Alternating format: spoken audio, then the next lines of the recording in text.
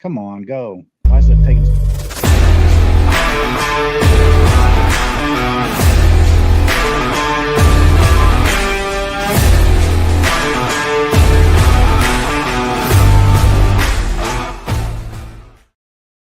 All right. Welcome to yet another edition of the New York Power Hour here on Best Damn Sports. You got your host tonight, Ash. You got Peter. You got, I guess I should call him Baby Squid, not Peter. But we've got the Prince Man himself, Ram. We've got Luke, not Jeff.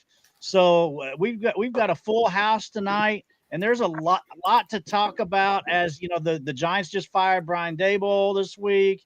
The Rangers just had a big win tonight. For New York Rangers, getting that. There's I can't talk. The Rangers you're so excited. You're so excited for New York sports. Like you've been out. The New York Rangers are slotted into the first wild card officially now with that win tonight. And then you've got the Islanders 1 point back of the second wild card. So what is going on with the New York hockey scene? The Knicks laid an egg tonight against the Magic. I don't even know what the heck that was about. I tried to watch the fourth quarter, and it was just depressing to watch, so I had to turn it off. But anyways, how are we doing, guys? What do you got to talk about? Oh, I think we got a lot to talk about in this episode. We have a lot. I'm down. Schedule. I'm down with kicking off with talking about the Brian Daboll firing, just because it kind of came a little bit out of left field. Not to say that I should be surprised. Right, like I'm not going to sit there and be like, "Oh no, why would they fire Brian Daboll? He's doing a great job." No, I mean they were 20. But why now? That's my thing. That's what I think is kind of the rough one. I mean, to go anywhere. I think the now definitely makes sense, and you talk about. No, but I think you talk about it in previous years, right? And everyone talks about, why wait until the end of the season, right? Like, if there's someone out there that the Giants want as their head coach, they're first in line right now to go get that guy, right? Like, the team's not going to drastically change from this season to next season, right? You have your quarterback, you're going to have your running back. After them though, because they're in the middle of their seasons. Yeah, but I'm just saying someone that might not currently be on a team. Currently might not be coaching and is out there. I guess that's fair. Maybe he's down in North Carolina right now. Like maybe he's just not enjoying. Coaching. Maybe he's not enjoying college football right now and wants to get back in the NFL. Maybe that's someone that they're trying to get. Maybe they're trying to get ahead of everyone else. Not going to the Giants. He might. He loves the Giants. He loves the Giants, and I think he wants to break a couple records. Be careful what you wish for, though, because you remember how bad he was with the Browns. I don't think it'd be a good idea. I don't think it would be a good idea, but I can see them doing it. Anything in common with Belichick, but apparently we both share a disdain for college sports, and we both like young women. So there's that. That's cool. But putting that aside, I do think it's an interesting one here because there's so many weird things coming right off the jump of the going at hello strangers out there. Right off the jump of the firing, right? I mean, we saw the announcement for the Giants that the Jameson Winston is actually going to be the starting quarterback this week. Right now, we know I believe Dart has a concussion. Russell Wilson has looked at times that have not been against the Dallas Cowboys like a very aged and struggling quarterback. So at the end of the day, I don't know if that was part of it. There was talk about the fact that they said there was a little controversy on elevating Jameis Winston. A lot of people thought that we might see Russell, Jameson, and then Jaxson Dart. That maybe I thought we saw Jaxson Dart early, although at the end of the day, the results show that it was fine. He was ready to start, and he's a good quarterback, right? But at the end of the day, it's kind of a tough one because there was a lot of recklessness used in terms of the handling of Dart and Scatabo, and kind of it felt like Daboll was playing to save his job. And we joke about it, like we talked about the fact that there's a reckless style of football with Dart and Scatabo, but at the end of the day, these are their rookie years, right? And they're already sustaining some pretty heavy injuries. We got to be real about it, and there might be some logic there that says, hey, at the end of the day, this is a little bit scarcesome. Like maybe we're not making the playoffs this season. We don't need to be rushing Jaxson Dart back after concussions. We don't need to be rushing Scatabo back. We have to go ahead and try to move forward as a team. We don't even have neighbors this year, right? So I don't know what's going on in the back end of what's going on with the Giants, but I do think it's a tough one because there's also a lot of we have some blown leads. I mean, that Denver game they ended up losing earlier this year. There's a lot going on with Daboll that one might say, okay, at the end of the day, this is not the guy. They clearly don't feel like this is the guy that they want to put the train behind. I don't know if there's anyone out there that they want right now. I know you're making jokes, Luke, but I think people were saying like Mike McCarthy is the top guy that's supposed to get the job. I don't know why Mike McCarthy keeps getting jobs. I just don't. I'm not trying to be a dick, but like it's one of those things where I'm like, I don't think he's earned anything that makes me think he's going to handle the Dart situation better. I think that at the end of the day, you have your quarterback, you have your running back, you have your wide receiver one for next year. Mike Kafka, I think, has taken over. I just don't know. I mean, I guess firing him now doesn't necessarily make a big dent in the sense that they weren't going to make a big difference if Jaxson Dart wasn't going to play much the rest of the year. I got to be real, right? The Giants were elevated by the fact that Jaxson Dart came in. So we don't know what the hell is going to happen. But Daboll just never felt like he figured it out here with the Giants at any time. I mean, yes, there was some success with Daniel Jones and stuff like that. But again, the full record was 20-40-1. Right? I mean, that's winning 9 games in 2022. Right. Yeah, I mean, that's it. I mean, the year that year, right? Right. They caught lightning in the bottle in 2022. And then after that, it's just, I mean, the train went right off the rails. So most of the record is made up of 2022, 2023, 2024, 2025, all absolute disasters. I just don't think that, I mean, nobody came into this season expecting the Giants to be any good this year. So I just feel like if you bring Brian Daboll back for this year, they're not disappointing according to their expectations right now. So like, why are you making the move now? Like, I get there's coaches that are unemployed that you might want to go ahead and start the process with, but I just don't. I don't know. To me, it's weird. There were no expectations on this season, so you might as well just go ride out the remainder of the year and then just move on after the season. As far as Mike McCarthy's concerned, I feel like he would just be their transition coach because they're not going to compete next year either. So he's just going to be that guy that would bridge the gap if they were to hire him. So I mean, well, they could compete next year. I mean, we've seen the NFL; it just takes a quarterback to turn it around. So if Jaxson Dart, is playing as well as has been in his rookie year, and the Giants stay healthy, if they add to that defense, there's no reason they couldn't compete. Now, obviously, they're just rumors, and I take these with a big pinch of salt. But like, apparently, the GM did not want to draft Dart, and Daboll did. So that's going to be interesting to see what's going to happen with that moving forward. I do think that anybody that has half of a football brain understands that Jaxson Dart is a good quarterback. The question is going to be, and these were the same questions we had in college, is his playing style going to lead to, him being on the field? That's so far it hasn't. You could blame some of that. You might put on Daboll. The game was pretty much out of hand, and they kept him in there for really no reason. Other than he's a rookie quarterback and needs to get snaps. Yeah, but when your quarterback already plays recklessly, I don't know. The risk isn't worth the reward there, in my opinion, and it proved. I do think you have to start worrying. I mean, because this is 4 concussions now or 3 for Jaxson. He's been in concussion protocol, I should say, twice, 3 or 4 times.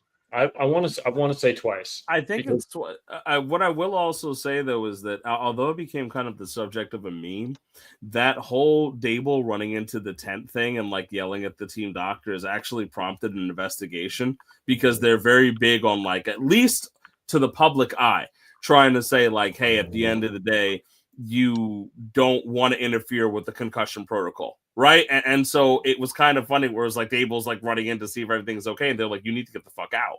Like it actually is a huge problem. And so there's a lot of things. I mean, John Mara had said going into this year, the Giants needed to improve significantly for Daboll to keep his job. And I felt like he was taking a lot of things with that in mind. It definitely felt like there was a Daboll coaching towards Daboll trying to save his job thing and not necessarily long-term for the Giants. Now, did it give us the fact that we could see Jaxson Dart early and figure things out. Yes, but I mean, there's still about, good 6-7 weeks left in the season, right?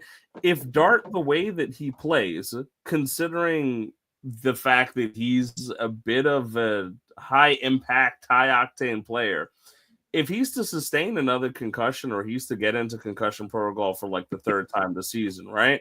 And that's supposed to be your franchise quarterback, there is reason for worry. There's reason that guys like even Lamar and Josh Allen have been kind of coached to not run as much. I know that there is excitement around mobile quarterbacks, right? But even you look at Jaden Daniels this year, and a lot of criticism went on the Jaden Daniels situation of the Commanders just saying, hey, like, screw it. Like, we're just letting him go out there. And now he's hurt again, right? And it feels like it's an RG4 situation because they wanted to do the sequel to RG3 and get him hurt too. So I don't know exactly what the coaching might be or what they're going to do, if they might turn around and say, hey, we're going to let Jameis Winston kind of finish out the year, because what the hell are you going to do without Scadaboo and Neighbors, right? I mean, you're not making the playoffs, and if you do, you're not winning. So why are you going to send Jaxson Dart out there to get hurt as much again? They might just keep him let him play a little bit, but if they do, they might change the style. I don't think Kafka's going to be a guy that they're really looking at long-term. The Giants are a big enough franchise. They're probably going to swing for a bigger name. Whether or not that's a good thing, I don't know. But it's going to be interesting. I do think some of it had to do with just at the end of the day, it felt like Daboll was coaching for him and not for long-term for the Giants, not for long-term for Dart or for Scadaboo, and that's where we're at. And they cut him now. They said, screw it, it's fine. We're sending Jameson Winston out there, and that's that. It's just it did feel a little bit out of nowhere. I felt like there were more fireable moments earlier in the season, if I'm being honest. No, it makes sense for them to go to Winston. I mean, Russ really, besides that one game against Dallas, really hasn't looked good at all. So, Winston's just a fun sling it guy. And you know what? Like you said, their draft position doesn't matter. So just go with the guy that's going to swing it. Let it rip. But as far as the new coach goes, I mean, next year you have Dart as your quarterback, Scadaboo as your running back, and Neighbors as your wide receiver. What coach in the NFL isn't going to want that base of an offense? With an immense defense as well. Again, I know I've said this a number of times, but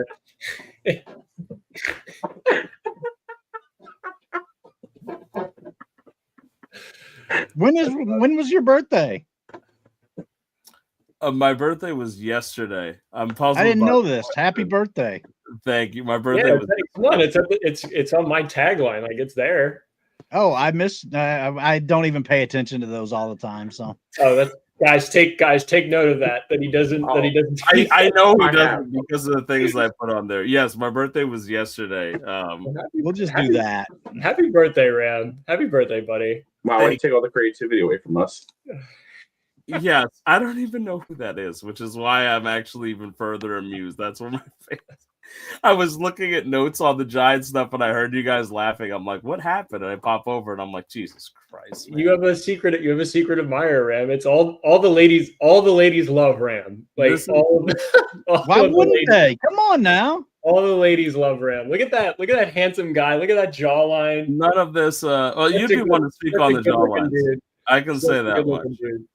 But no, yeah, I agree with you as to what you're saying as to the fact on the Giants. You have a great jawline, yeah. No, I'm neutral on that thought. But it's definitely a situation where I do think it's desirable for the Giants to have somebody come in and coach this team. At the end of the day, what's also interesting, Schoen, the GM who took over, came over at the same time as Daboll. And, you're not really often firing the GM middle of the season. So I feel like this offseason is make or break for him too. Yeah, no, so just a couple things on the Brian Daboll stuff. If Jaxson Dart is healthy, he's going to play quarterback. You can't hide him. You can't keep him out because you're afraid he's going to get hurt. He's got to learn how to play NFL football, and the only way he's going to do that is by playing in games. So Jaxson Dart is going to start football games when he's healthy. Ash, to your point, yeah, there weren't a lot of expectations for the New York Giants this season, But I think once you bring in Jaxson Dart and you see the excitement around the team, there started to become expectations. And when you start losing games the way the Giants were losing games, like it wasn't like they were getting blown out 30-10. Like they totally blew the lead against the Broncos. Like I think that was probably the worst fourth quarter we've ever seen in football.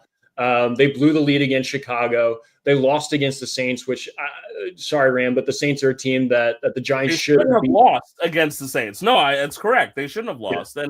And on top of that, too, some of these games, you had Dart in there way later than needed to. I mean, I think it was the Eagles game where they were down well over 3 touchdowns, right? And Dart was still taking shots to the dome.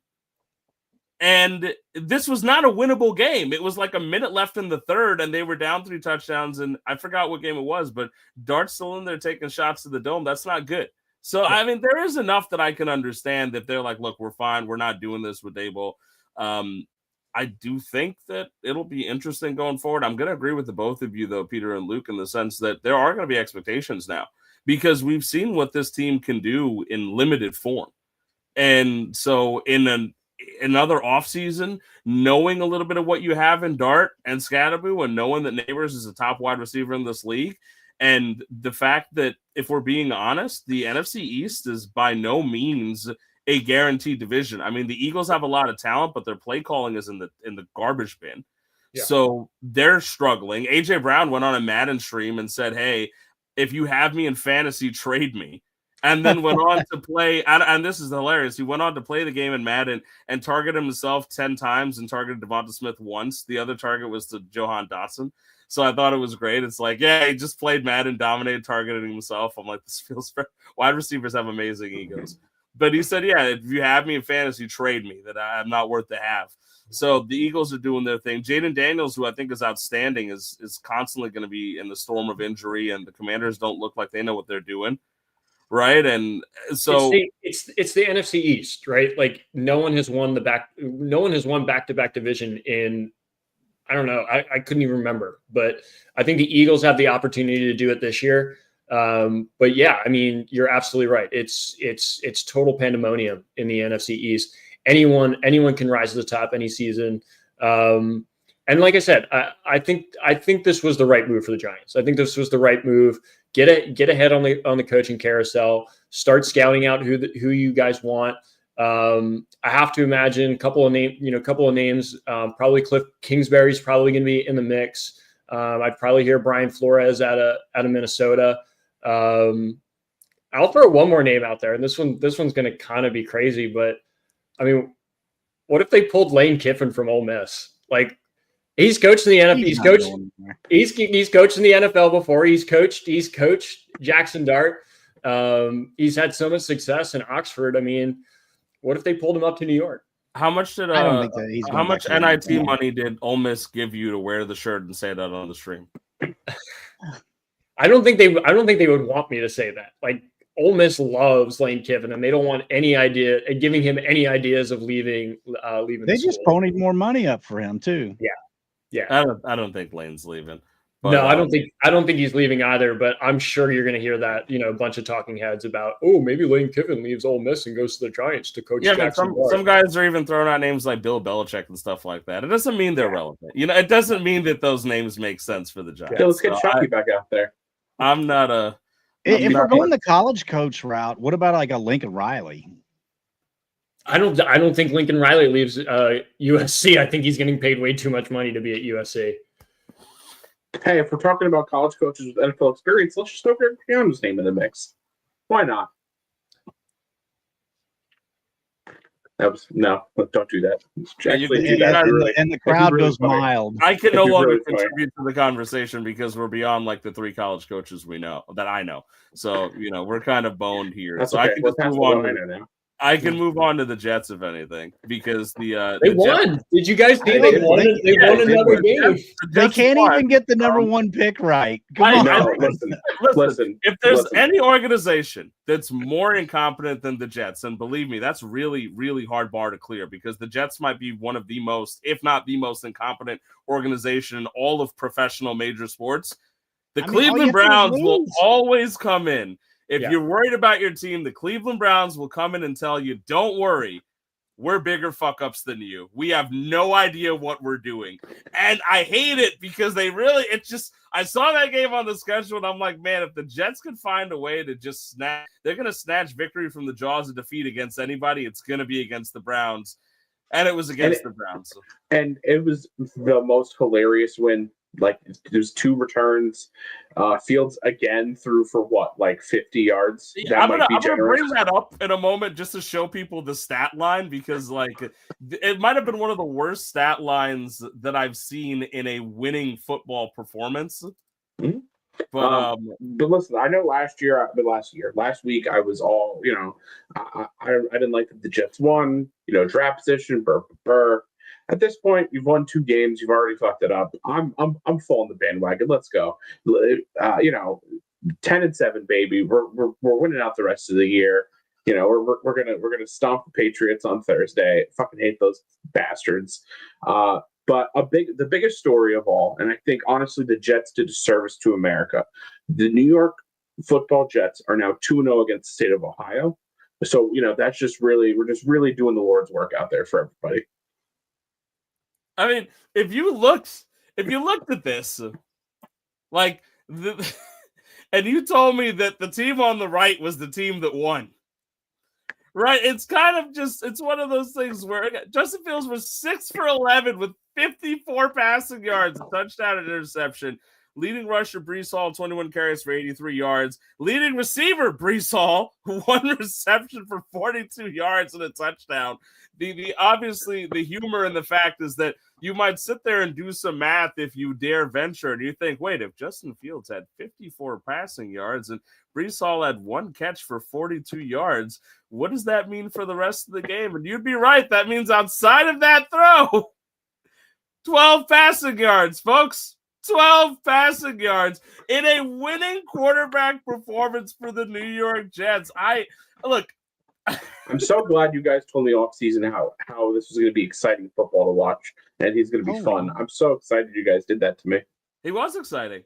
They won. Just to jump in real quick. Winning's exciting for guys like me, Peter. I don't know. Just to jump in real quick. I know you'll appreciate this, Ram. The Lakers are losing at halftime by 32.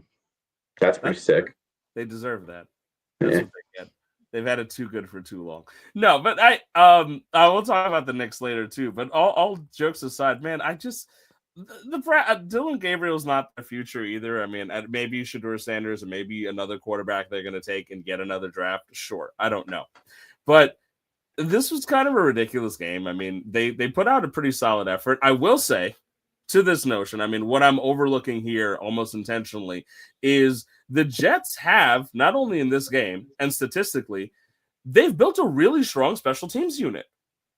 I mean, and it was skewed by the fact of what happened in this game. But at the end of the day, I mean, the touchdowns came from a punt return and a kick return, and it's only the goddamn Browns, right? But no, it's still impressive. Yeah, I mean, it's weird. Like, historically, obviously the Jets and my fandomship have been dog shit, but historically they've always had really good special teams. It's weird. Yeah, I mean, look, I wanna make jokes about it, but at the end of the day, I mean, it was a punt return. It was a punt return touchdown, a kick return touchdown, back to back within the same quarter. I mean, the Jets led after the first quarter, they were leading 14-7 because of these touchdowns. Kick return and punt return touchdowns are not so common in today's age. At the end of the day, statistically, the Jets actually do have a pretty strong special team unit. So kudos to that. I'm going to give them credit for that much because it's not really we don't have much to focus on positive in terms of the Jets, but at the end of the day, the frustration does come from, as Ash mentioned, I mean, they're screwing up the first pick too. This is kind of a pain in the ass. I get torn when looking ahead to Thursday because I never want the Patriots to have anything in life ever. I don't want people who are supporting the Patriots I don't want the Patriots to win, but I also need the Jets to lose. So I don't really know if there's anything I could see out of Thursday that's going to put me in a good mood at all. Looking ahead to the Jets on Thursday. I hate that it's on Thursday Night Football, but we just watched a primetime game where it was like 3-0 going into the fourth quarter. So I suppose they have a very, very low bar to clear where all they have to do is get something going and they should be fine. I mean, if they're not careful, they're going to be drafting like 6th or 7th at this rate. That's I mean, there's so many 2 and 3 win teams. Matter. It doesn't matter. They're going to fuck up the pick anyway. Like, just have fun with it. Listen, no self-respecting New York Jets fan is ever going to look at this game tomorrow and be like, "Oh, we need to lose to the Patriots." 2 years ago, the Jets beat the Patriots in a meaningless football game, which they swept them for the first time in forever, and that allowed the Patriots to draft Drake May. Still, if you ask me to this day, I would still beat them 10 times out of 10. Hell, I just traded for Drake. I hate the Patriots. I just traded for Drake May. If Drake May breaks both of his arms and his legs tomorrow and the Jets win, I won't care at all. I'll like, let's go Jets. Obviously, I'm not rooting for injuries, but if it happens, I'm not going to be upset. Obviously, he has to put in the disclaimer. Yeah, I'm not rooting for the injuries, but if they happen, I'm not gonna cry about it. But no, I don't care about it's Jets Patriots. I don't care about the draft standings. Yes, it's been the most one-sided rivalry probably in sports, but no Jets fan likes the Patriots. They've been a pain in our ass for our entire lives. We've suffered at the hands of them. The one moment we had in 2010 was wonderful, and then they shit the bed the next week against the Steelers. I will always take the Jets beating the Patriots, no matter what implications are. Yeah, I understand that completely, and I can't tell you otherwise. Like, we should never. Now you have really first round picks now, so who cares? For what it's worth, too, this is in reference to what Ash was saying. If they're going to worry about where they pick, because the Browns now own the whatever you call a tiebreaker in these type of reverse standings, the Browns and the Jets and the Raiders and the Dolphins down there, it is very possible that if the Jets screw around and end up winning again, that they could drop all the way to something like 8th. And that would not be good. So it's kind of a tough one. But I'm willing to postpone the draft conversation until after the Jets-Patriots game, because Peter's right. There's no situation where you ever want to lose to the Patriots. So at the end of the day, it's very important that the Jets show up, and maybe they'll do another memorial for Nick Mangold. And I mean that because on Sunday they did the memorial for Nick Mangold, and I sat there opening the game, and I was like, oh no. His family was there. That's not a good thing, because the only time the Jets have played well this season was in memory of Nick Mangold. So I'm like, all right, this is like, I love you guys. I love Nick Mangold, but the once was good. You motivated yourselves enough for one very solid win. Thank you. That's enough slices. Yeah. I mean, we definitely need the Jets to do New York a solid and help New York's only real football team out this week by beating the Patriots. They can't help themselves. Listen, no. Yeah, we need to address this again. The Bills, I was all Bills, the only New York sports team until they supported the Toronto Blue Jays. They have lost their right to be a New York team. Go play in Canada. I'm done. Mm-hmm. I'm okay with that. That'd be nice, actually. They want to be teams north, go further north. Go to Canada and let's actually make this. We're not advocating for relocating franchises here. Why not? At Best Damn Sports. Luke, unless you have something else to say about the Jets, I'll wrap it up with this. Do you have anything else to say? I just want to say that the Jets should have traded Breece Hall, and that's it. Thank you. That's still wrong. It's still wrong, but that's okay. You're allowed to be wrong. This is what I'll say to end the discussion on the New York Jets. If you weren't with us at 2-7, don't be with us at 10-7. We're going all the way, baby. If the Jets, I want to see them go 10-7 in my freaking lifetime again. Like, I would just love to see. I mean it. I want to see the Jets be good. You know, like, remember when they won 11 Chad games? Pennington is not walking through that door. Doesn't matter. I had a conversation with somebody. They're like, the last quarterback I liked on the Jets was like Chad Pennington, and I'm like, I know. I'm well aware. I was talking to a Jets fan the other day. I'm like, I can tell you that Mark Sanchez is not walking through that door. Yeah, no love for stabby big stab guy like Mark Sanchez. He has four road playoff wins in his first 2 years. He beat Philip Rivers in Philip Rivers' house. He beat Carson Palmer in Carson Palmer's house. He beat Peyton Manning in Peyton Manning's house. He beat Tom Brady in Tom Brady's house. Don't be revisionist. The Jets defense beat Philip Rivers. The Jets defense beat Peyton Manning. No. Listen, I understand. Listen, you're going to try to tell me that I don't know how the Jets were built. Of course I know how the Jets were built. But if the team loses, the quarterback is usually what takes the blame. So, Right, but you watch those teams. You watch those teams. Those were carried by a blitz heavy and a strong, like old school football type of. I understand they were a run for run the ball down your throats and first. blitz the quarterback. It was a real simple formula. It was like me playing Madden, right? Yeah, but how many quarterbacks have you seen throw the game away? We just watched a quarterback throw 54 yards, 42 of them in one play. Like, we got to give Sanchez but that's some what credit. I'm saying. Nobody's sitting there looking at this Jets-Browns win and going, man, Justin Fields, what a quarterback for unless you're changing your tune on Justin Fields. They're not talking, right? This was a special teams victory. In the same way that those wins for Mark Sanchez, with respect to him so he doesn't stab me, were based on the defense. The Jets defense was he can find a way. But it's definitely, I don't want to be stabbed again. So it's like one of those things where the Jets defense was carrying that. And I like that. I enjoyed the fact that, more than you flip the coin, you could definitely count on the Jets to blitz and hit a quarterback in the mouth. It was good, right? But Mark Sanchez was not the guy you thought was going to lead the Jets to the promised land. You were hopeful that some miracle would happen. Mark Sanchez led the game-winning drive against the Colts in the 2010 playoffs. All right? I understand defense, whatever. But he ran. It was less than a minute. I know it was it's like 12 years ago. Memory's a little. It was like a minute and a half to a minute. They had like one timeout. He drove down the field, got him in field goal position. I agree. So let's give him a little bit of credit. That's all I'm saying. I give him the credit of the fact that I watched those Jets teams, but at the end of the day, I mean, it's Mark Sanchez. This is Mark Sanchez. Didn't you know that handoff ability is a stat in Madden? Like, you want to have like a high handoff ability. Like that's what he's so good at. Like, he's just good at handing the ball off. What he was really good at was those boot runs. He was really good at those. God help me. All right, let's move on from football because there's nothing else fun to talk about in football right now. Where do we want to go? We can touch on the Knicks for a short second because they laid an egg, if anything, and that can be a quick one.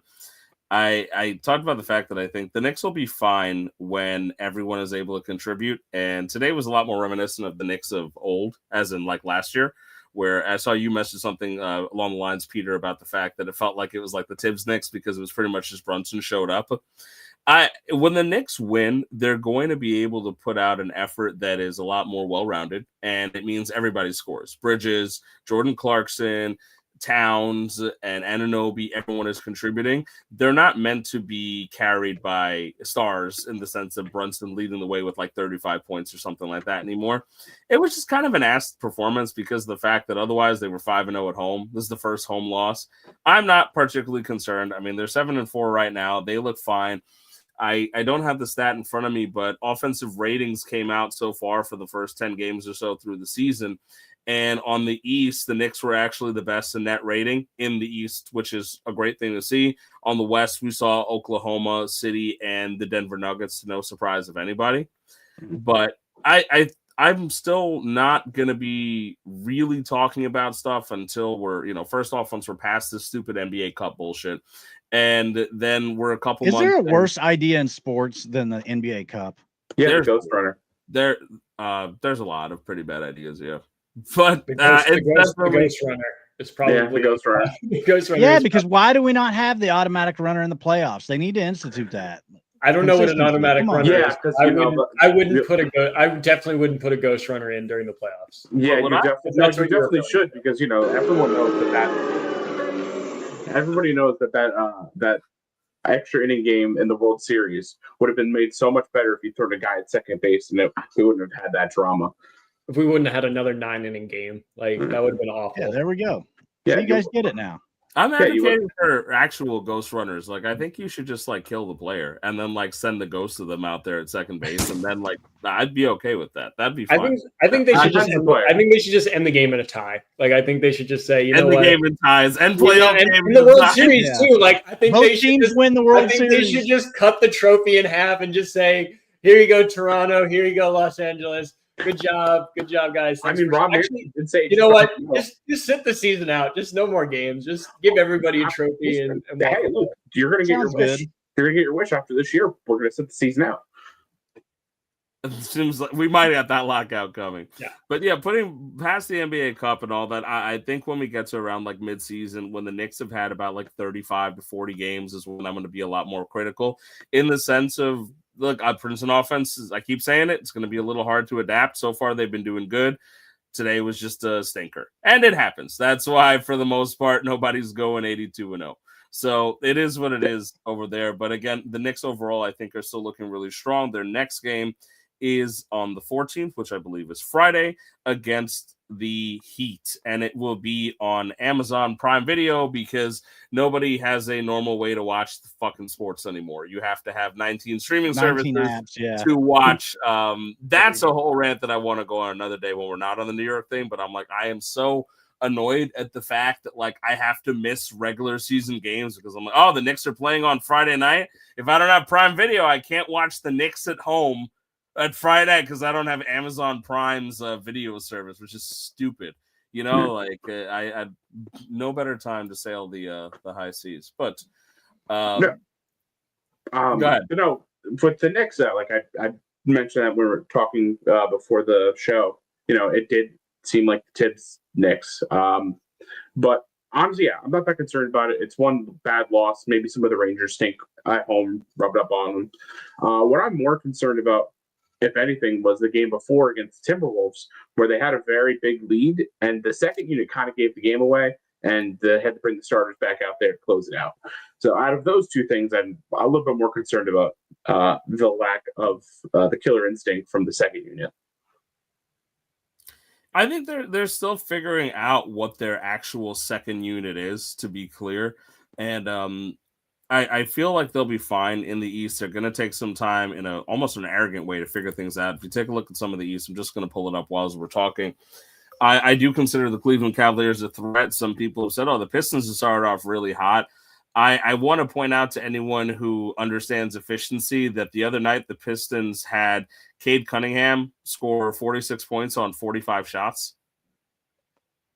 And I just, if anyone watches ball, you understand exactly what I just said. I mean, he missed over 30 field goals in that game. The Detroit Pistons are not necessarily built to dominate somebody. I respect the talent on the team. I'm not particularly worried. I mean, the East is relatively available for the Knicks and the Cleveland Cavaliers. I think Donovan Mitchell is having a really, really good start to the year. I was confused because I looked at that and it said 7-1 at home. But yeah, the overall, I'm not particularly threatened by anybody in the East that isn't Cleveland.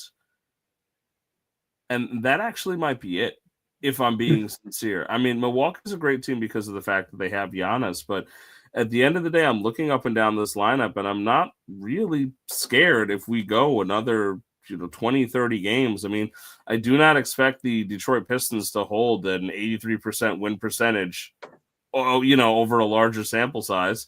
I can believe that the Cavs can win that many games, but that's about it. I mean, I think they should be fine in the East, so I'm not really panicking. It's okay. Lose a few games, figure out your lineups, figure out your rotation. By midseason, I need to know what you're doing for sure, and then I'll just start making my decisions on whether or not I should start to believe and get myself ready to get hurt again, or if I want to be a doomer and just decide the Knicks aren't doing it this year.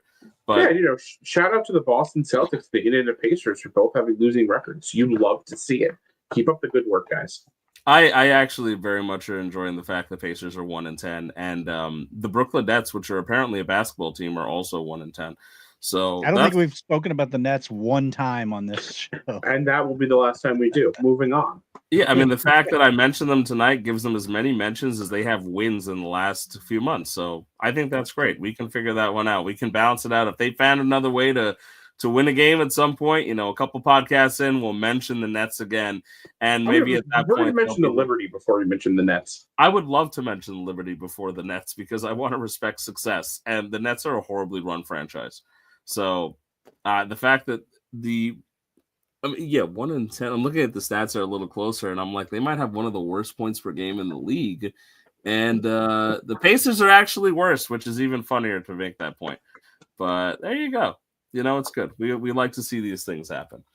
So, but after one team in MSG to another team in MSG that's having a little bit more success, let's talk about the New York Rangers and the fact that hockey is they're figuring some things out. So, Luke, why don't you leave this one off, because I know that you're itching to talk about hockey and it gets you all charged up as a man. But what's going on with the Rangers right now, and why should I care? I don't think you want to know what gets me charged up as a man, but we'll save that for a separate conversation. Omaha. Luke Weaver. Trent Grisham. But yeah. I can't wait. Just a brief aside, I can't wait until Trent Grisham signs in Atlanta and we can get Ash a Trent Grisham Atlanta Braves jersey. I will buy a Mets jersey and burn every piece of Atlanta Braves gear that I own if Trent Grisham signs in Atlanta. You heard it here. You heard it here, everybody. You can record it and take that to the bank. That's a non-zero chance of happening, though. There is a non-zero chance that Grisham signs with the Braves. And what's the Braves' biggest need this offseason? Not Trent Grisham. They need another outfielder, don't they? I don't know. I think you got Acuna, Harrison, Profar pretty well penciled in. Profar's not a guy. Yeah, we'll take Profar any day of the week right now. You could be pretty reliant on Profar to play 60 games next year. But yeah, I'm all for it. Yeah, sure. Is that Mets jersey you would buy would be a Brett Beatty jersey, just out of curiosity? I will buy a Brett Beatty jersey if wow. If Atlanta signs Trent Grisham, I will destroy every piece of Braves jerseys, hats, shirts, everything, and go buy a Brett Beatty jersey. The good news is if Trent Grisham signs then and you become a Mets fan, it's going to make your Christmas gift a lot easier. So I'd actually be okay. I don't really have much in terms of Braves stuff. I do have lots of Mets stuff I can give as a gift. So maybe I got to be rooting for Trent Grisham to sign with the Braves. But, I can't wait. What a nightmare scenario that would be. That's not a nightmare scenario. He's not a bad player. He's just Trent Grisham. He's had one good season in his career. He did to himself, and he deserves it. Yeah. And he was probably on PEDs, so my luck Atlanta would sign him. Don't do that. Don't take him down to Jaxson Profar level. If he was on PEDs, that makes him more likely. Because the Braves are like, you hate your girlfriend, we'll sign you. You're on PEDs, we'll sign you. So the fact that he's clean cut right now is actually the thing that's working against him signing with the Braves. And the funny thing is, Ash is like, we're good on outfielders. Didn't three of us attend a Mets Braves game this year? Who played right field? I couldn't even tell you. Vidal yes, it was. Vidal Brujan was out there playing right. I was like, what the fuck is Vidal Brujan doing in right? This season didn't exist. I'm telling you. The Braves had a position player pitch, and I was still more shocked that Brujan was a right fielder. Was it Luke Williams? It was, and he was better than any other pitcher they put out there that game. Yeah, he actually pitched very well. And then they cut him. They cut him with 3 weeks left in the season. They did, and I remember sending him the MLB trade rumors thing because I was like, "How can the Braves do this to their best reliever?" Yeah. Hey, does anyone remember who started that game for the Braves? I'm going to say it was Spencer Strider because it was Spencer Strider. Yes, who the Mets famously own. Yes, it was beautiful. Because Spencer Strider. Are we supposed to be talking about the Rangers right now? We were talking about Pete Alonso and the fact that he. By the way, the Mets have opened up negotiations with Pete Alonso, and the early reports. Staying on New York Sports, Ash. The early reports are the fact that the Mets are saying this is a much more amicable discussion than it was a year ago. So maybe they're starting from a better starting place. But before we get away from hockey, I want to let Luke get charged up again and talk about the Rangers. So I'll run that back. Tell me why I should care about the Rangers as the other team in MSG. What's going on over there? No, it's just it's exciting. They score. So they won 6-3 on Monday against the Predators. When they scored 6 goals on Monday, that was more goals than they had scored in any previous game they had on home ice this season. And then they scored 7 goals. They scored 7 goals tonight against the Tampa Bay Lightning. So I don't know. What was that? So we're back. I hope. I really hope. I hope they found a mix of offense and defense. You see sort of the usual suspects pitching in. You see Trocheck's back in the lineup. I saw Panarin had a couple points. I saw Panarin had 4 points last week. So it seems like they're figuring out. It seems like they're buying into Mike Sullivan's system. He's a vet coach with a lot of pedigree behind him. You knew that they were going to figure it out. It was just going to take time, and hopefully this is hopefully this is the turnaround for them. Hopefully this is a turnaround for them. You have Igor Shesterkin in net, so you're going to get world class goaltending. And the Predators are pretty bad. Like, I know I talk about the Tennessee Titans, and I know we talked about getting the first overall pick. There is no chance that the Jets were going to get the first overall pick because the Titans suck. And I think the Predators might be just as bad as the Tennessee Titans right now. Is Sarah saying that the Rangers are not good? Is that what I'm getting here? I think so too. I think she's also saying that is there a dissenting voice here? Like, should I not believe in the Rangers? I think you should still believe in the Rangers. I mean, it's better than rooting for the Toronto Maple Leafs. Like, I don't think so. I love rooting for the Leafs. So. Who would want to root for a Canadian hockey team? Like, why? I love rooting for the Leafs. I think the Leafs are a great franchise. As a Mets fan, I understand the Leafs on a personal level. The Mets and the Leafs are pretty much the same thing. And so I understand this a lot. The Mets and the Leafs are the same thing. The Mets and the Leafs are the same thing. They're not the same thing. I'm sorry. Until one of them wins a chip, are the Mets and the Leafs not the same thing? So then every team that's never won is also the Mets? Like, no, it's the idea that they're likable underdogs who find a way to break my heart every time. Right. And the Maple Leafs are not likable underdogs. Nobody, besides Maple Leafs fans, nobody likes the Maple Leafs. Well, I mean, that can go for most teams, I think. Do you think there's teams that are Peter, let's be real for a second, right? Do you really think there are people out that are like, wow, we love the Mets that aren't people like us? No, do you really think anywhere in America there are people that are like teams that are generally liked? Right now, the Colts are a very likable team. I don't like that's because people hate on New York and Daniel Jones is doing okay. So they're hoping that Daniel Jones does well. I think it has more to do with their owners, but whatever. People like the Lions. People like the Lions. People do like the Lions because the Lions like the Buffalo Bills. Dan Campbell is nobody likes Buffalo. People do not like the Buffalo Bills. No, they don't like the Bills. But that universally not like. The Lions have arguably the most likable coach in the entirety of the NFL because he's a very relatable human being, and I enjoy his existence. Like I said this before on the pod, if I came into football bare and I just had to pick a team on vibes, I'd be a Dan Campbell guy. Like I want to run a mile for Dan Campbell. I can't imagine what his players feel like. Yeah, I think in terms of likability, in terms of coaches, I think it's like Dan Campbell. And I know you guys aren't going to like this, but Mike Vrabel is like a close second. I don't know if you guys have ever experienced Mike Vrabel, but the guys love playing for him. Oh, yeah, no, Peter just hates that. Son of a bitch. Yeah, Mike Vrabel's, he played for the Patriots, so he's kind of discounted as like a guy that has any kind of worth to society. But Mike Vrabel's a piece of shit.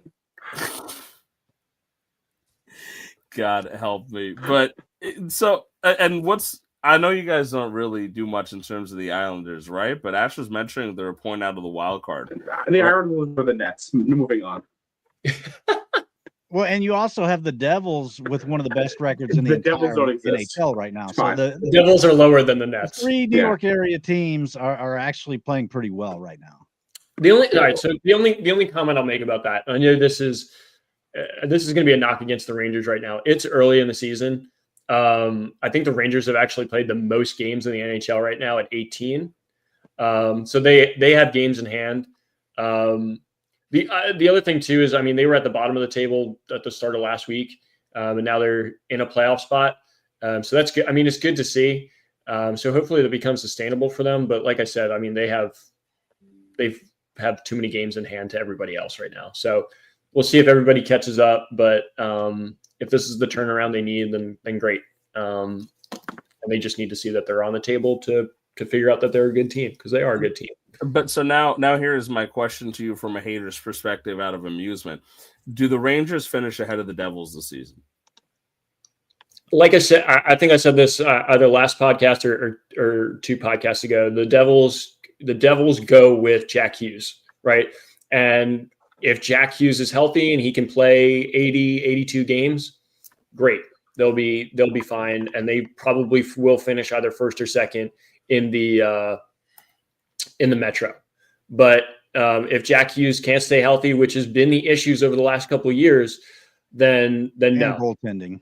Yeah, and goaltending. But you have such a prolific offense with Jack Hughes. And again, you can't run that team can't run a power play without where have we thought about an NHL team that has explosive firepower on offense and no goaltending before? Like I've never heard of a team like that. The Edmonton Oilers, the Mighty Ducks. I think I watched that movie. That was a good Mighty movie. Ducks had great goaltending. What are you talking about? No, Goldberg sucked. Everybody knew that. Yeah, Goldberg. Yeah.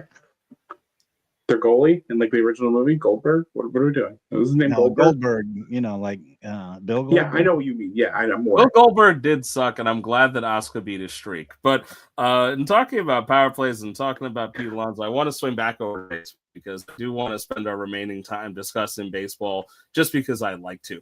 I mentioned the fact that Harper reported, I believe that, or it might have been Heyman that reported that the Mets have had a more amicable start to like their Pete Alonso conversation. None of that was due to Scott Boras, who decided to use ChatGPT today and start saying a lot of stupid things about the guys he was representing. Now, this was the exact quote by Boras on Pete Alonso to start the discussions. There's no doubt that Pete's pursuers are primed to pay the power piper. Pete picked a perfect period to play preeminently at a primary position, a playoff parched plethora, will pounce to participate in the polar plunge. Fuck you, Boras. He also went ahead and he said that, he did that for all of his players. The Red Sox didn't want a Brexit in going on to talk about, I think, as Alex Bregman. And he also went on to talk about Tariq Skubal and make a whole bunch of Tigers and Cy Young puns. The point of the matter is that we're at the point where we're talking about baseball free agency and what's going on here between the guys. So the top news that concerns both teams of the New York variety is that the rumor right off the jump is that the Mets are interested in Cody Bellinger. Now, the talk coming off the season that the Mets had was that their big goals were going to be run prevention, shoring up that defense, kind of getting the fundamentals back together. There are some people predicting Kyle Schwarber as a Mets target. I don't see it that way because of that exact reason.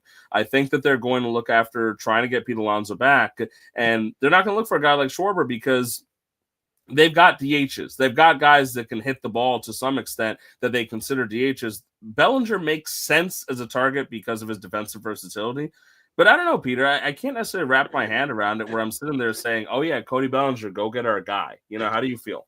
Yeah, I mean, listen, I like Cody Bellinger. I don't know if I like Cody Bellinger hitting in Citi Field.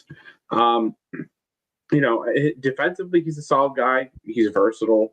But there's a lot of questions of what you want to do defensively. I'm going to take David Stearns' word. That's what his major focus is on this year. So you pick the positions, you do that. For me, if that's what you want to do, you're probably going to try to get a new center and left fielder and have Brandon Nimmo be your DH because Nimmo defensively is not the player he was 2 years ago.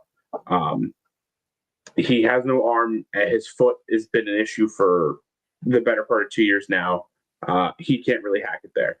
So they did just tender a contract to Tyrone Taylor, who defensively is great. Offensively is not great. He's kind of the player that Ash thinks Trent Grisham is. But, Brett Brady, it seems like he's going to be your guy at third base. That's what Stern said. Second base is a bit of a up in the air because McNeil has been the discussion of trade targets, even though he's ranked, I think, 8th in baseball and second baseman. And so we'll see what happens. And also we'll see what happens with Pete. He is not a good defender, but he's a first baseman. You can kind of get away with him not being a good defender. For me, the biggest offseason issue with the Mets is I think it's above signing Pete Alonso is Edwin Diaz. You cannot have a season with who you have on your bullpen now without Edwin Diaz. It would be a complete disaster, especially if the Mets don't get him. It's probably going to the Dodgers. So you cannot have that happen for the Mets. Right, and there's going to be an interesting relief market this year because Devin Williams is free agent. There's already talk the Dodgers are interested. There has been a lot of predictions that Edwin Diaz will go to the Dodgers, in which case I will be looking for the business end of a cliff. But On lighter news here, Luke, I'll throw something towards you because I saw two names in the rumor mill that I thought would be of interest to you. One, because I know you personally, and one, because I like the name. So there was talk, for one, that Byron Buxton might be willing to remove his no-trade clause if the Twins continue to sell off the way they do, and that the Yankees might be interested. And on top of that, one that I found super interested that I want to pick your mind on is that Tatsuya Amai, who's being posted out of Japan, the Yankees are being reported as to be one of the bigger guys that could be going after him. Now, Amai's a three-time NPB All-Star. He's 27 years old. He is a guy that I am particularly fond of. He's not necessarily on the Yamamoto level or, anything like that. And I'm sure we'll hear the same teams like Chicago, Toronto, the Mets that are showing interest, and, of course, the Dodgers, who are trying to aim for an all-Japanese team. But I do believe that the interest in Imai is legitimate, and it's announced that he should be, he's expected to be posted. So are these guys that you have any kind of super interest in coming over to the Yankees? I mean, Buxton's a polarizing player. When he's on, he is the man. And when he's not on, he's on the injured list for 60 days. But he also does provide elite defense, and he might be in a position where he can help cover for the outfield over there. So I'm going to turn it over to you for a bit. I mean, how do you feel about those guys? And if you think there's any heat to those rumors, or if it's just going to be something that goes by the boards? Yeah, I don't think the Yankees are going to be hard pressed to bring back Cody Bellinger. He's approaching the wrong side of 30. Defensive metrics were great. Like Peter said, you have a ton of flexibility. Great eye. I think he was 91st percentile in strikeout rate this past season. But you look at the other underlying numbers for at bats: low exit velocity, low barrel rate. Great left-handed swing for Yankee Stadium. But is that someone you want to pay for the next 7 years? You just dealt with the divorce of DJ LeMahieu, who you paid oodles of money on a long-term deal after the age of 30. So do you really want to deal with those ramifications later on? I think Byron Buxton would be a better option in terms of contract-wise than Cody Bellinger. But like you said, very polarizing, especially with the injury history. But man, when he's playing, he plays at an MVP level, right? So I don't know if 27 games. Right, for 27, right, for 27 games. But I don't know if getting him out of Minnesota maybe helps with the injury issues. We've talked about this on the other baseball podcast. It seems like an epidemic in Minnesota, right? Like, you go to Minnesota and you just somehow end up being hurt, right? Alex Kirilloff, you see, Correa had been hurt for time. Joe Ryan, Pablo Lopez. I mean, there have been so many injuries out of Minnesota in the last few years. I don't know if there's just something that they're doing. I don't know if it's the cold weather, but maybe getting Byron Buxton out of Minnesota helps with that. So that would be interesting. Amai would be great. It would be a great addition to, like we said, a great rotation that the Yankees are bringing back next season. I think that's more of a nice to have for the Yankees. They need to shore up the outfield. And they need to shore up the back end of the bullpen. I wouldn't put too much focus on the rotation, but I would be very happy if they got MI, because you know how much I love bringing in Japanese players. And also him not going to the Dodgers, I feel like would be a win for everyone. Yeah, I think MI would be a great signing for the Yankees. I am totally out on the Yankees going after Byron Buxton. I mean, this is a guy that he's not exactly getting younger, and I think that the number of aged veterans that the Yankees already have, they need to kind of look at a guy a little bit younger than that to bring into that team right now.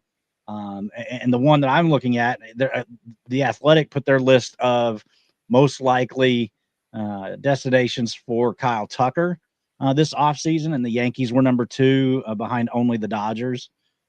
If Kyle Tucker goes to the Dodgers, we might as well just cancel the 2027 season right now. But Kyle Tucker to the Yankees makes a lot of sense in my mind. That left-handed bat, under 30, kind of that guy that could kind of take the mantle as the face of the franchise as Aaron Judge kind of winds down the last 3 or 4 years of his career. This is an elite bat and would inject a lot of life into that Yankee lineup. So just one thing, Ram. On the Byron Buxton, you have him for the next 3 years at $15 million. I think that's a steal. I think that's an absolute steal for the Yankees payroll. And if he's hurt, fine. You eat the $15 million.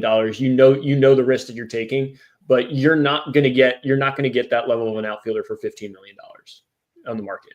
So I think it's absolutely worth the risk for contract rise. I think the difficulties with Kyle Tucker, and I would absolutely invite Kyle Tucker to the Bronx, bring him into pinstripes. I mean, he would be phenomenal with the short right field porch. But the problem with him is he has to play right field, right? So you shift Judge to center, and again, Judge has had his injury issues in the past. I don't know if that adds more wear and tear on Aaron Judge. I don't think Jason Dominguez can play center field. Maybe you bring back Trent Grisham and he plays center field, but again, now you're shifting Judge to what? Left field. You're relegating him to DH. That's Stanton's spot. You can't take it away from Stanton. I think it becomes a little bit of a jumble getting Kyle Tucker in here. Offensively, it would be a great move, but you just have such a giant shuffle in the outfield, and you're already stacked enough with Trent Grisham there. If I can sign Kyle Tucker, I'm going to make it work. That's my thing. Sure. I mean, I think that's easy to say on paper, though, but I kind of agree with what Luke is saying there, where like the Yankees were plagued with a not so great defensive situation beforehand, and they don't even know who they've got running out at shortstop, right? If they can't figure out the infield and they can't figure out the Anthony Volpe is going to run out at shortstop. Let's not kid ourselves. That would be pretty bad, though. It would be. I'm not saying that's good, but that's the reality of it. Like there is no one else better in the market than Anthony Volpe, or at least giving Ha-Seong Kim. I would much rather have Ha-Seong Kim. Sure, Bichette free agent. I mean, he's not going there, but I mean, he's in the market. I don't think Bo Bichette is going to stick at shortstop much longer. He's not already getting offers for second base and third base, but the Yankees do have the unique situation of being able to tell him he could take short if they brought him in. But I do think the Volpe question is going to be, especially with, I think they announced today, they said, we definitely see Ben Rice as a guy who's starting out there. You know, that DH situation is going to be a little clogged, perhaps in a good way, right? Because when Stanton's healthy, you know that I respect him. I think he's good. So if you've got DH set up and Dominguez is going to be in left, you don't really want to move Judge to center. Judge is not a center fielder. And I don't mean that in a bad way. It's just you can't, right? And Kyle Tucker is also not really going to play center. So you're going to be in a tough spot where you might need to have a contingency signing or the idea of signing like someone like Grisham to play, but then you're pushing somebody else out. So it sounds really cool because obviously Kyle Tucker is an elite player and it would be fun, but I do think the Yankees would be worried about that kind of stuff, about the idea of like whether or not, I don't think they're worried about whether they can afford him or give him a good contract or whether he'll produce, because as Luke alluded to too, the porch is probably a good thing for the way that he hits. It could all make sense, but defensively, there's going to be some lapses. There have been some lapses, and if they can't even figure out the Volpe situation, or if y'all are right, and that it's a matter of like, yeah, we're sending Volpe out there no matter what. I mean, you don't want black holes in center field and shortstop. Even if you're putting up 6 runs a game, there's going to be problems. So I don't know, you know. What about Murakami to play third base? I know he's not very good defensively over at third, but that's also another thing too. Murakami's the guy that I love Murakami. I would absolutely love Murakami. The Yankees are interested in him too, but that's another guy that you could bring in, and then it's like, all right, cool, good bat, defensive liability. Like if they're going to go out there and go with good bat, defensive liabilities, I mean, we've seen that with teams before, and the newsflash is it just doesn't work, right? Yeah, I mean, the Yankees already played that dance with Josh Donaldson, right? We played that game. They do have Ryan McMahon there, who in late innings you can sub him out, but right. I remember Josh Johnson, bringer of rain. I like that guy. But one-time MVP. There you go. That's the man. But we'll see. I mean, Peter, you talked before about the idea that it's all kind of smoke and mirrors until the winter meetings, and I happen to agree with you on that. I know we're going to be talking about this a lot as the weeks come up, but at the end of the day, we're all just having fun putting out content and predicting stuff until some actual fire gets lit here. And we're not going to see anything much yet. I mean, Scott Boras is trying to do his best to make things exciting, but that's where we are. But at the very least, there will be stuff to talk about. We're going to have a lot of fun covering them in coming weeks. The winter meetings are in about a month or so, right? I mean, maybe like 3 weeks, right? So, and usually something starts getting done around then. We're going to start seeing some actual signings, and we'll figure some things out from there. But on that, I mean, we've hit about an hour of us talking about our beautiful New York sports. I mean, we can start wrapping up with some final takes. I'm going to bring up something that I didn't get to cover before with the Knicks as a final take. Normally, I like to make a joke, but I did catch word that Brunson left MSG in a walking boot and crutches. There's no official report from the team on the injury, but Mike Brown said that he rolled his right ankle. God, I hope it's just that, because if Brunson's out for any extended period of time, the Knicks will be fine, but every nice thing I said about them kind of goes to shit. So I'm just hoping for the health of Jalen Brunson. He's done so much for New York and what's going on with the Knicks right now. So please to God, don't get hurt. And if you want my ankle, you can have it. It's not in very good condition, but please, I'll donate an ankle anytime to Jalen Brunson. Anyway, Peter, what do you got for us? So my final take is simply, there's a lot of Mets fans that are anti-David Stearns, and I think it's very silly. I think it's very stupid. He's a smart guy. He knows what he's doing. Let him cook. It seems like every time the Mets make a big signing, like when they re-signed Pete and they signed Juan Soto, those were Steve Cohen signings. Nobody gives David Stearns any credit. But like when it's these pitchers that, like before Griffin Canning got hurt, he looked really good. Like, let's just let David Stearns cook, guys. It'll be fine. Good. Ash, what do you got for us on final takes? Yeah, so college basketball has tipped off, and over the weekend we had St. John's hosting Alabama in Madison Square Garden. One of the biggest early season matchups that we've had. Unfortunately, the Johnnies were not able to hold off the Crimson Tide and dropped that matchup. But I think that there were some encouraging signs with that game. One, the St. John's at times last year struggled to score. So the fact that they were able to put up 96 points in that game was encouraging to me.